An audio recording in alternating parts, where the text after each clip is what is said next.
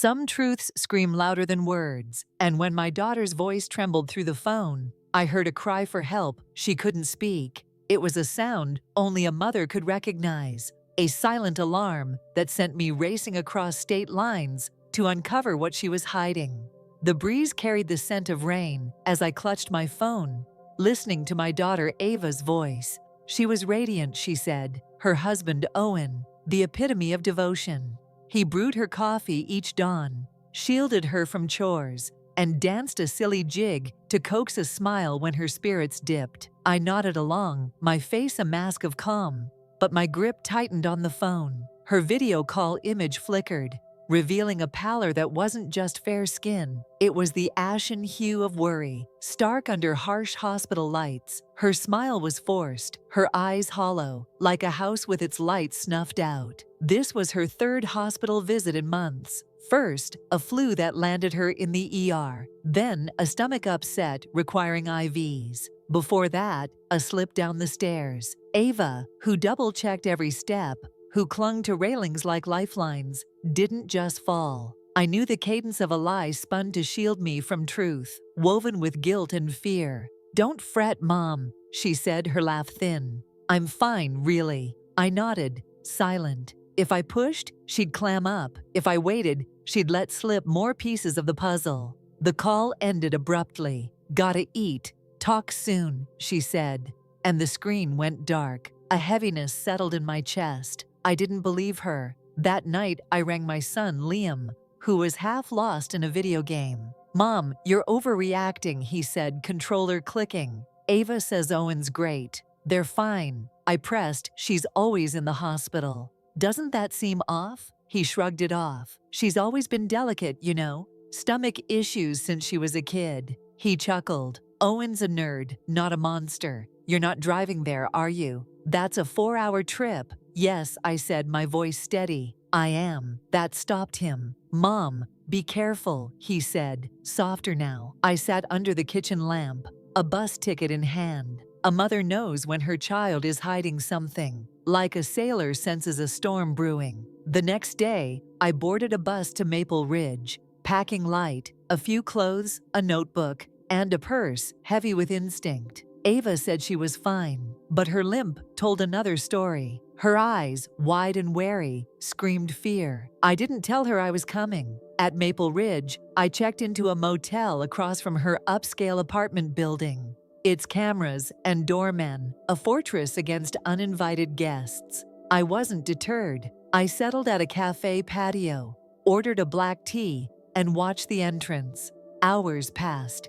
No Ava. I texted, "What are you up to, sweetie?" Her reply was instant. "Working late, Mom. All good." But I hadn't seen her leave. At dusk, I stood on her building's steps, eyes locked on the door. A raspy voice jolted me. "You a cop or something?" I turned to find an older woman, clad in a tracksuit, her gray hair in a messy bun, holding an empty dog leash. She squinted. "Been watching you all day. Even my neighbor's mutt isn't this dedicated." I laughed, disarmed. "No cop, just visiting." She grinned. "Private eye? Then, catching a cheater? I won't snitch. That guy in 5C, always blasting music, drives me nuts." She extended a hand. "Evelyn Morse, retired librarian, local busybody." "You?" I shook it. "Claire Harper, here for my daughter." Her eyes softened, understanding dawning. "She live here?" I nodded. Evelyn sat beside me. "Heard something odd last week, middle of the night.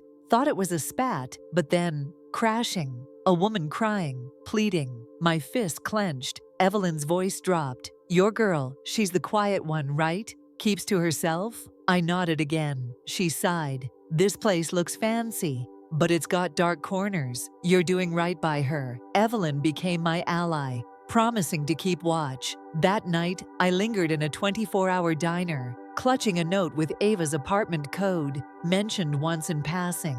I never thought I'd use it, but the voice in my head was clear. She wasn't happy. She was trapped. I had to get her out. The next day, Evelyn signaled Owen's departure. Gray jacket, hurried, one shoelace flapping. I punched in the code, heart pounding. The apartment was dim, Curtains drawn, air thick with the smell of stale medicine. A bowl of congealed soup sat on the table, a few hairs stuck to it. A wedding photo hung crooked, Ava's smile stiff, Owen's gaze cold, possessive. In the bedroom, Ava sat on the bed, her back to me, hair tangled, an ankle brace swollen tight. Her hands gripped the blanket like a lifeline. "Ava," I whispered. She turned, and I nearly broke. Her face was gaunt, lips pale, a fading bruise under one eye. Panic flooded her eyes. "Mom, why are you here? He'll go ballistic if he knows." I knelt, cupping her face. "You're not safe. We're leaving." Tears spilled. He locks the door, took my phone's SIM, only lets me call from the hospital where people are watching. Her voice cracked. "I tried the police, but he told them I'm unstable, made me sign papers giving him control. He said he'd have me locked away." Rage burned through me. He hadn't just hurt her, he'd caged her with legal lies. 2 weeks ago, he shoved me down the stairs, she whispered. "Told the doctor I tripped, but the nurse knew. She gave me a report copy. I hid it." She pointed to a nightstand. I found a crumpled folder, a report noting an ankle fracture from external force. I tucked it into my bag. "Get your shoes. We're going now." She winced, unable to stand. I hoisted her onto my back, her weight a reminder of her fragility and my resolve.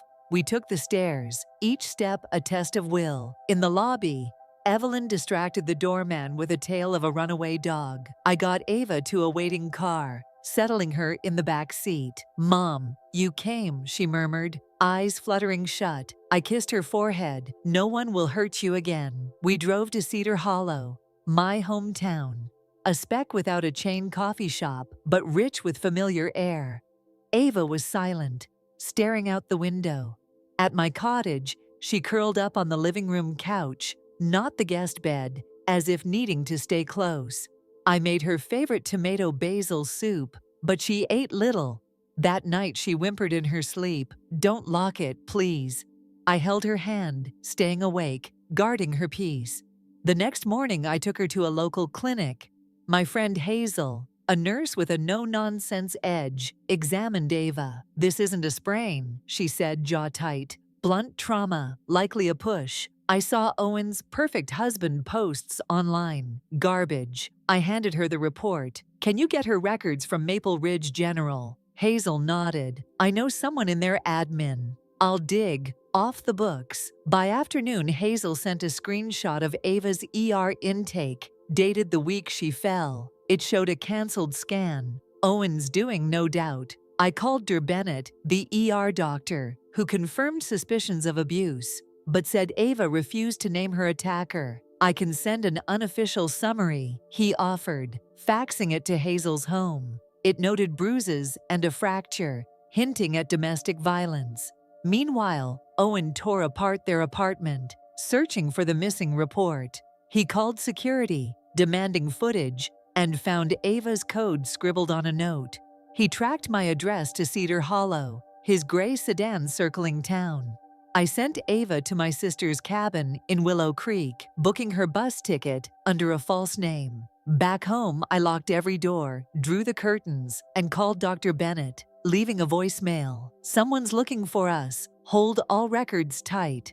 The next morning I made breakfast, extra pepper on Ava's eggs, the kettle's whistle. A signal I was there. She emerged, steadier. "Mom, I want to report him," she said. I nodded. "We'll gather evidence first, so when you're ready, you're armed." At the cafe, my old friend George confirmed a gray sedan, plate ending in 428, had tailed Ava. That evening, Owen appeared at my fence, voice smooth. "Claire, we need to talk." I faced him, calm. "You're looking for Ava." His smile was thin. "She's unstable. Taking her was illegal." I didn't flinch. "Ask yourself why she didn't tell you where she was." His jaw twitched. "You have no proof." I stepped closer. "I don't need to win. I just need you to lose." He left, his car vanishing into the dusk. I filed a report at the police station, handing over the summary, screenshot, and Hazel's statement. Officer Reed was skeptical.